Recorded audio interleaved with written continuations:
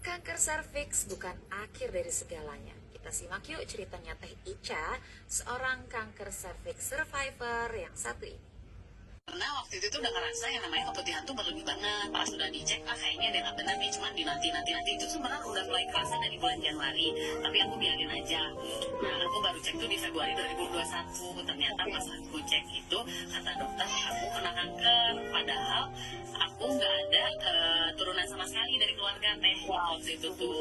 Nah, jadi udah kayak disambar petir, udah gitu aku lagi istirahat dari kantor, cuma izin bentar ke rumah sakit. Kebayang dong lagi sendiri ke rumah sakit, pas udah gitu divonis sama istri. Satu minggu suami aku baru berangkat kerja juga ke kapal, jadi kebayang semuanya tuh ngurusin sendiri untuk pas lagi sakit gitu. Si dokternya juga nyaranin, ntar hari Rabu kamu langsung biopsi ya. Jadi langkah selanjutnya itu biopsi waktu itu tuh. Nah, setelah di biopsi nunggu lagi kan hasilnya 2 minggu. Nah, karena mungkin akunya juga stres kan, nggak terima, nangis terus segala macam gitu. Terus ditambah anakku masih umur yang 8 bulan waktu itu, masih nyusuin juga kan. Jadi itu aku benar-benar stop karena memang udah stres kan. Mikirnya udah, wah mati muda nih, mikirnya udah kayak gitu ente, karena nggak tahu itu divonis kanker kan. Nah, udah pas udah gitu keluarlah hasilnya. Ternyata memang betul dinyatakan kanker serviks stadium 2A waktu itu tuh. Dan drop waktu itu tuh. Nah, udahlah. Nah, aku sempat gak mau operasi kan Teh waktu itu tuh. Sempat, harusnya kan operasi udah Agustus. Udah dapat jadwal operasi tuh. Cuma aku bilang ke rumah sakitnya, maaf Mbak, aku gak bisa operasi Agustus soalnya aku belum diizinin sama owner aku. Karena kan aku kerja ya. Padahal mah enggak, aku takut aja buat dioperasi waktu itu tuh kan. Nah, masih belum kebayang gitu, aduh gimana yang namanya operasi itu masih ngeri lah gitu kan. Nah, udah nih, cuma udah pasrah ya, karena udah nggak bisa buat bangun pun aku udah sakit gitu kalau berdiri tuh. Jadi maaf ya, kayak ada yang neken di vagina, dan setiap pup itu maaf ya ada kayak keluar benjolan dari vagina, dan itu tuh kayak benjolan daging gitu Teh, dia keluar pas dia mau pup kan. Nah, sampai itu tuh kan karena memang aku abnormal ya untuk keputihannya. Nah, si keputihannya itu sampai aku sehari tuh ganti sampai 20 kali pembalut. Seperti kan dari mungkin ini juga buat perempuan-perempuan di luar sana itu perlu juga jadi ini ya, diwaspadai ya kalau misalnya Ya, betul. pilihan yang berlebihan, jangan dianggap remeh ya, karena kita perempuan kita ada organ reproduksi juga. Terus gimana tuh? Sinar keluar nggak boleh kelewat, dari Senin sampai Jumat harus tetap dilaksanain itu, Senin sampai Jumat bolak-balik terus waktu itu tuh. Jadi memang bolak-balik Jakarta Bogor. Nah, itu udah berjalan. Terus si sinar dalam lah udah begitu kan, di 1 bulannya Teh, kurang lebih itu bulan November kalau untuk si sinar luar beresnya. Lanjutlah sinar dalam.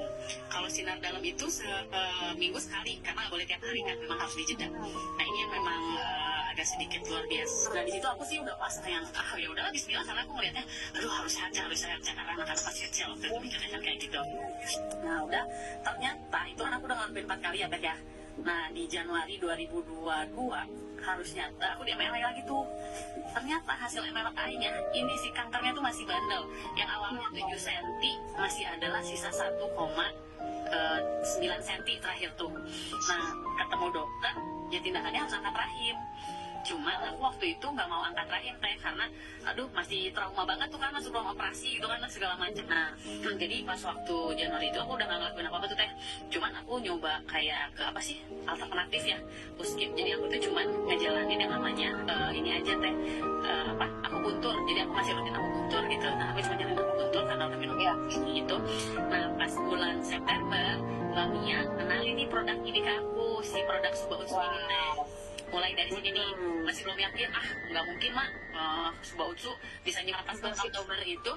Aku mulai konsum, kata Mbak Mia, udah deh cobain ya. Udah, aku beli 1 paket waktu itu awalnya. Jadi masih yang minum pagi-pagi Suba, tiap mau tidur itu aku minum Utsu kan. Nah, baru hari ketiga, kan aku tuh ternyata, aku lupa info. Jadi pas begitu si keputihan itu lebih, masih sinarnya si ke-10, si keputihannya tuh stop. Cuman jadi putihan itu stop, cuman darah flagnya tuh nggak berhenti Teh. Jadi selalu ada flag. Jadi flag tuh selalu keluar. Nah, jadi selama hampir 1 tahun flag itu keluar.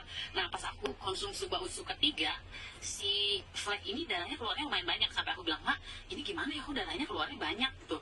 Lanjut apa enggak ya si Suba Utsunya gitu kan. Terus kata si Mbak Mia, udah lanjut aja. Ya udahlah, aku coba lanjut. Dan alhamdulillahnya hari ke-7 tuh si flagnya bener-bener hilang Teh. Dan aku di situ sujud banget, kebayangkan selama 1 tahun aku tuh Tahun ya. iya, karena selalu pakai pembalut gitu kan. Aku juga sampai nanya boleh sholat nggak ya, cuman kan katanya boleh lah karena kan sakit kondisinya kan. Jadi Iya. betul, setiap mau sholat tuh aku ganti pembalut, setiap aku mau sholat ganti pembalut. Itu kan lama-lama capek juga ya kalau pakai pembalut tiap hari kan. Nah alhamdulillahnya pas hari ke-7 itu aku udah stop si ke pendarahannya Oktober ya. Nah aku tuh baru cek lagi di bulan, karena sebelumnya aku cek darah itu per 6 bulan sekali teh. Bulan September masih ada. Nah pas di bulan Februari 2023 alhamdulillah tuh teh hasil labnya itu sudah dinyatakan negatif dan bersih dari kanker serviks. Masya Allah.